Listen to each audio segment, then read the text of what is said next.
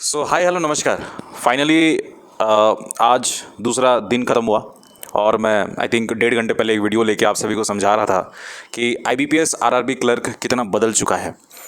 और शायद हम लोग भी बदल चुके हैं। हम इसलिए बदले हुए हैं क्योंकि हम टफ की प्रिपरेशन करते हैं, हम डिफ़िकल्ट सिनारियोज़ की प्रिपरेशन करते हैं, हम वर्स्ट केस आ जाए उसकी भी प्रिपरेशन करते हैं। वो प्रिपरेशन करने के बावजूद आज का सीन ये है कि आज के डेट में हम 60-65 वो भी IBPS RRB clerk preliminary examination में अटेंड करके आए हैं।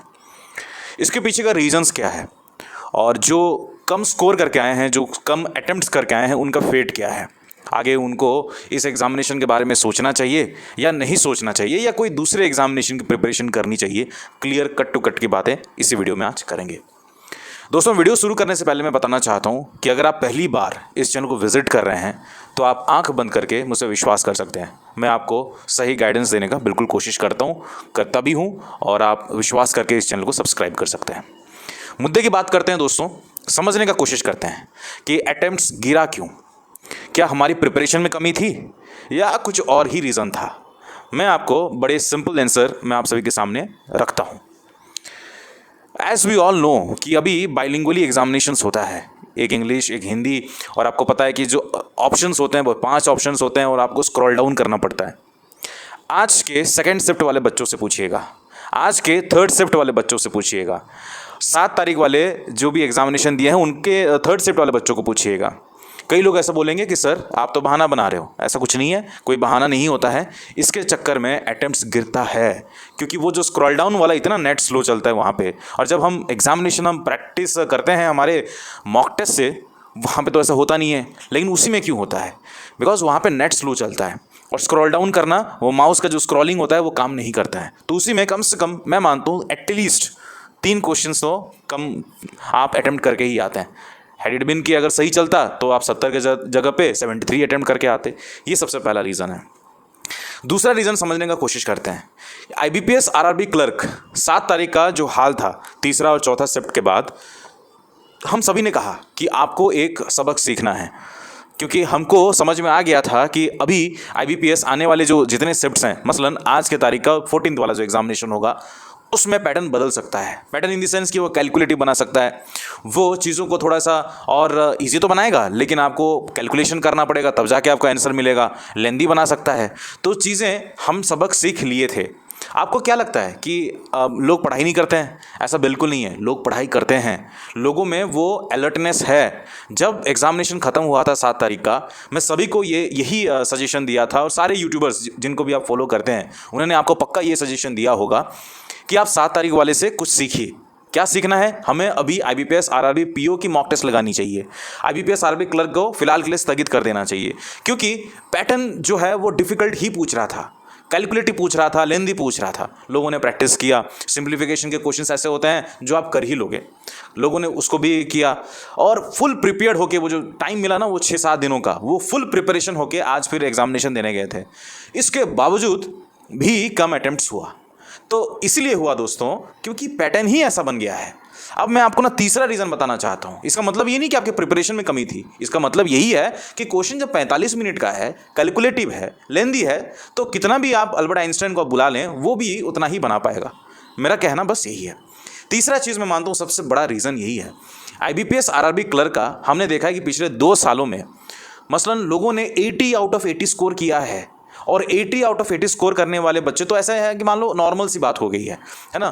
तो ये नॉर्मल सी को हटाने के लिए, क्योंकि 80 आउट ऑफ 80 अगर कोई रखता है तो एग्जामिनेशन की वो वैल्यू नहीं बनती है, तो शायद इसी चक्कर में आईबीपीएस आरआरबी क्लर्क ने इस बार ठान लिया था कि हम 80 आउट ऑफ 80 वाला पेपर नहीं देंगे। अगर आप में वो हिम्मत है, आप में वो प्रिपरेशन है, आप में वो सब कुछ है, तो आप लगा के दिखा दो, वो आपकी कंप्लीमेंट होगी। लेकिन हम अपने से 80 आउट ऑफ 80 बना के नहीं देंगे। I think this was a soul reason. आप देखिएगा आने वाले टाइम में वैकेंसीज तो बढ़ेगा, वैकेंसीज बढ़ेगा तो उन्हीं को फ़ायदा होगा जो आगे चल के मेंस एग्जामिनेशन लिखेंगे।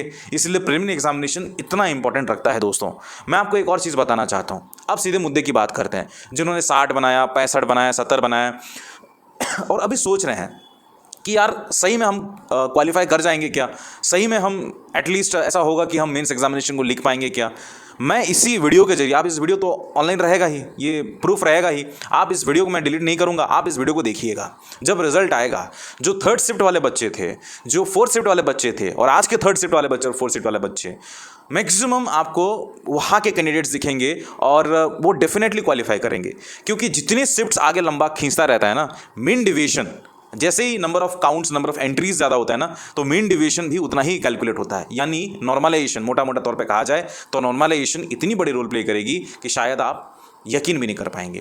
क्योंकि 65 बनाने वाले बच्चे भी 72, 73 लेके आएगा और उसी का सिलेक्शन होगा। अब ऐसा बिल्कुल नहीं है कि आप पहले सेट में थे तो आपकी क्या गलती, उसमें सिलेक्शन नहीं होगा, ऐसा कुछ नहीं है।